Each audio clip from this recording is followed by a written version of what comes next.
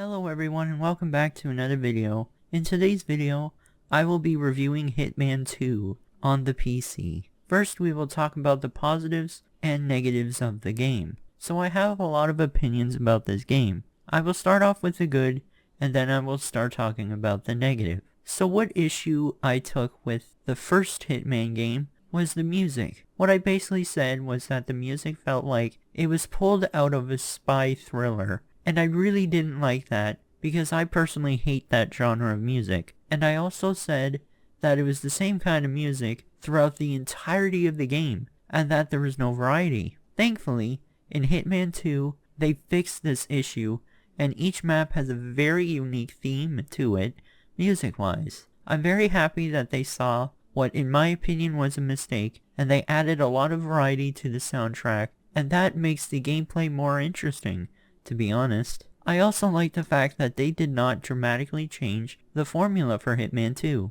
In my opinion, this works really well, because why fix what's not broken? A lot of games, in my opinion, seem to try and make their games different from their past games, and that does fail quite a lot. But luckily, the team at IO Interactive realized that what they were doing and what they were making was really well made. And so they are sticking to it, and I'm happy that they're doing that. The next major positive that I have about this game is the variety in map. You were taken all over the world, from Miami, Florida, to the depths of the jungle. Yes, this may seem on the surface level not the best, but it really is, because the overall atmosphere of the maps are a lot more memorable in Hitman 2 than they were in Hitman 1. There were a lot of more sights in this game, and it felt more like a lived-in world. Not to say that Hitman 1 wasn't lived in, but this game for some reason just feels so much better in that department. So the one major negative that I have about this game are the cutscenes. I mentioned in the Hitman 1 review how well the cutscenes were made, and that even though the story was confusing, at least the cutscenes had movie quality to them. For some reason, they downgraded the cutscenes to just showing the images of the characters talking,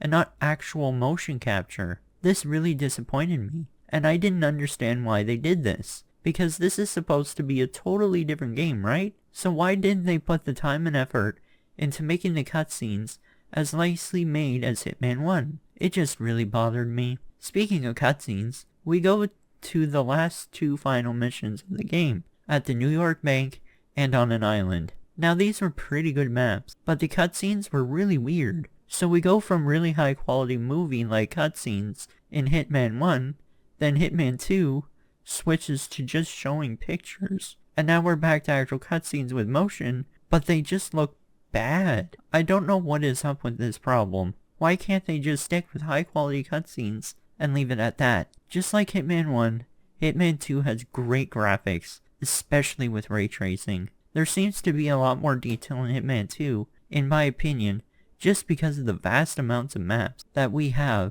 and that adds to the graphics really nicely. The replayability of Hitman 2 is again off the charts. Just like Hitman 1, there are hundreds of ways to complete all the missions. You can do so many things, from just shooting your target, or blowing up your target.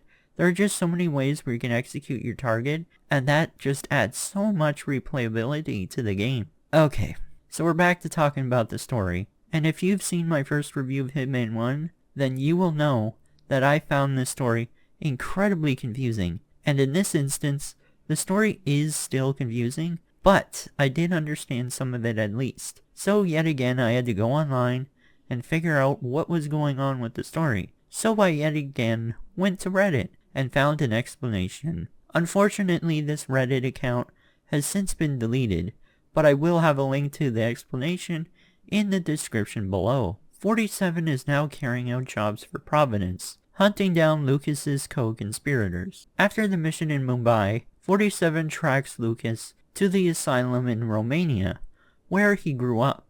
Lucas reveals that he is another surviving Ottmeyer clone, number 6, and was 47's best friend when they were children. 47 regains most of his memory, realizing that Providence were backing Ottmeyer's project, and that 47 and Lucas had made a pact to destroy Providence. 47 and Diana begins secretly working with Lucas and his partner Olivia.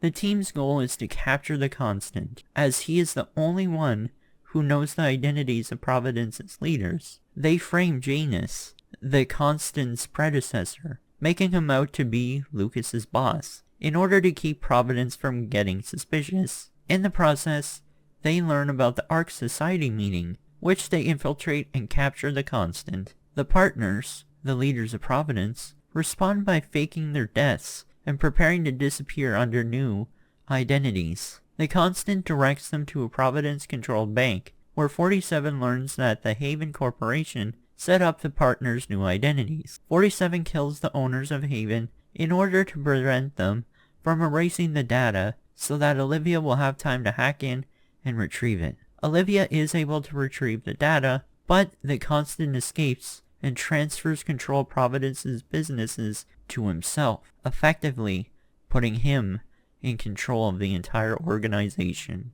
The story is yet again confusing, but to be fair to them, the story wasn't as confusing as the first game. I personally don't know what they could have done to make this story more interesting, as well as easier to track, but it's just a major issue for me. Although I will give them the benefit of the doubt and say that the storyline of 47 trying to figure out his past is interesting, but everything else I could give a crap about. Overall, Hitman 2 is yet another fantastic iteration within the series. With over 100 ways to complete each mission, as well as the overall detail within each map, this game will give you hours upon hours of fun. There are just so many possibilities with this game that I have never seen in any other game before. The graphics are still incredible, and even though the story is still confusing, as well as the fact that the cutscenes aren't as well made, the game is still definitely worth a play, just for the gameplay itself. Thank you all so much for watching,